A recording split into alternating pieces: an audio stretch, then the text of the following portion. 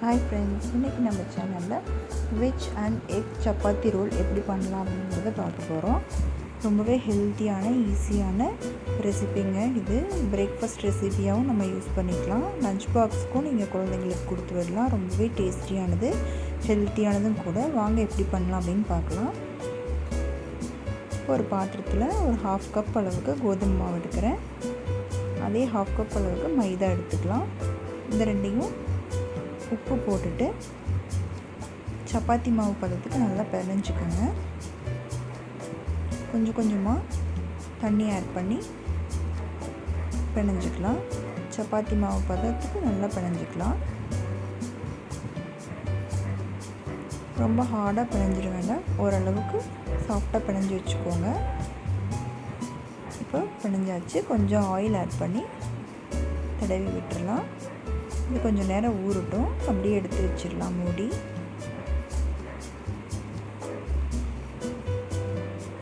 இப்போ ஒரு பேனில் கீ ஆட் பண்ணிக்கிறேன். கொஞ்சமாக கீ ஆட் பண்ணிக்கோங்க. கீ ஆட் பண்ணிவிட்டு நம்ம என்னென்ன வெஜிடபிள்ஸ் சேர்த்துறோமோ அதெல்லாம் நம்ம லைட்டாக வதக்கி விட்டுடலாம்.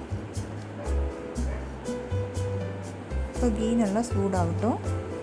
சூடானதுக்கப்புறம் கேரட், கேப்சிகம், கேபேஜ், ஆனியன் எடுத்து வச்சுருக்கேன். இந்த மாதிரி நீள நீளமாக கட் பண்ணி அந்த கீயில் ஆட் பண்ணி வதக்கி விட்டுக்கலாம்.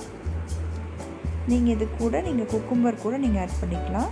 நான் இன்றைக்கி சில்லிஸ் ஆட் பண்ணுறேன். இது வந்து ஆப்ஷனல் தான், வேண்டான்னா நீங்கள் விட்டுடலாம்.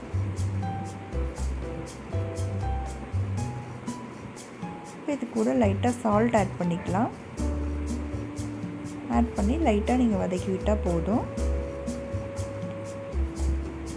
காய்கறி பச்சையாக சாப்பிட்றதுக்கு பிடிக்கிறவங்க நீங்கள் வதக்கணும் அப்படிங்கிற அவசியம் இல்லை. அப்படி இல்லாட்டி பச்சையாக பிடிக்காது அப்படின்னா நீங்கள் கீயில் லைட்டாக இந்த மாதிரி நீங்கள் வதக்கி விட்டுக்கலாம். சால்ட் ஆட் பண்ணிவிட்டு நல்லா வதக்கலாம்.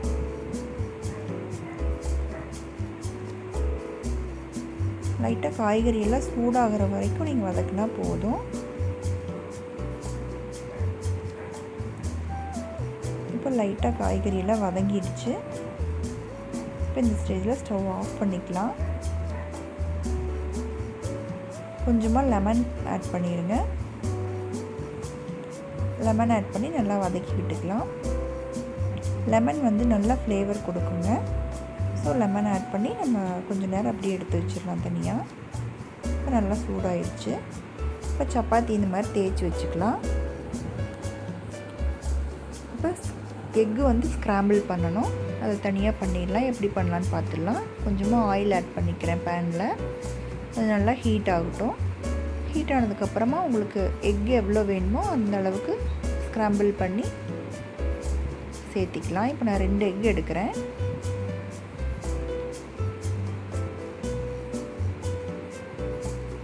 இப்போ லைட்டாக சால்ட் ஆட் பண்ணிக்கலாம்.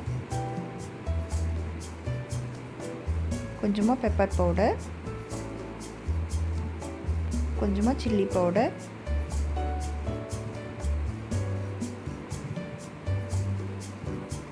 ஆட் பண்ணி நல்லா ஸ்க்ராம்பிள் பண்ணி விட்டுக்கோங்க.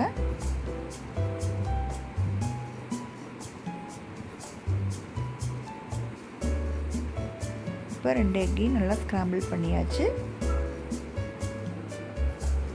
இது கூட நீங்கள் வேணும்னா கரம் மசாலா ஆட் பண்ணிக்கலாம். அது ஆப்ஷனல் தான், வேண்டான்னா விட்டுடலாம். இப்போ சப்பாத்தியை சுட்டு எடுத்துடலாம். லைட்டாக கீ தடவிட்டு சுட்டு எடுத்துக்கோங்க.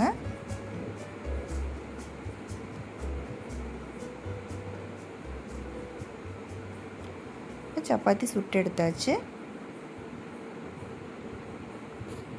பார்த்திங்கன்னா சப்பாத்தி சுட்டு எடுத்தாச்சு. இப்போ நம்ம ஸ்டஃபிங் வச்சிடலாம் உள்ள.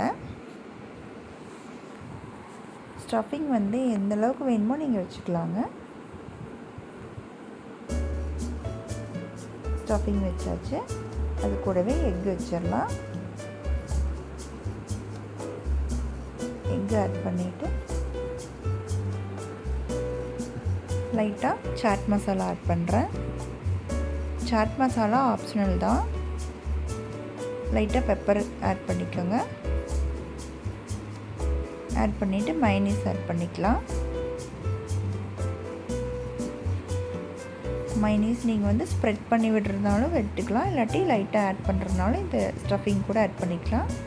இது வந்து சீஸ் ஆட் பண்ணுறேன். நெக்ஸ்ட்டு சீஸை நல்லா இந்த மாதிரி துருவி போட்டுக்கோங்க.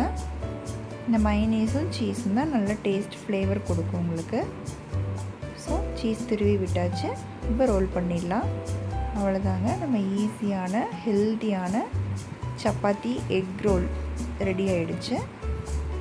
கண்டிப்பாக இது வீட்டில் ட்ரை பண்ணுங்கள். ட்ரை பண்ணி பார்த்துட்டு எப்படி இருந்தது அப்படிங்கிறத கமெண்ட்டில் எனக்கு ஷேர் பண்ணுங்கள். வீடியோ பிடிச்சிருந்ததுன்னா லைக் பண்ணுங்கள், ஷேர் பண்ணுங்கள், அண்ட் நம்ம சேனலை மறக்காமல் சப்ஸ்கிரைப் பண்ணுங்கள். தேங்க்யூ.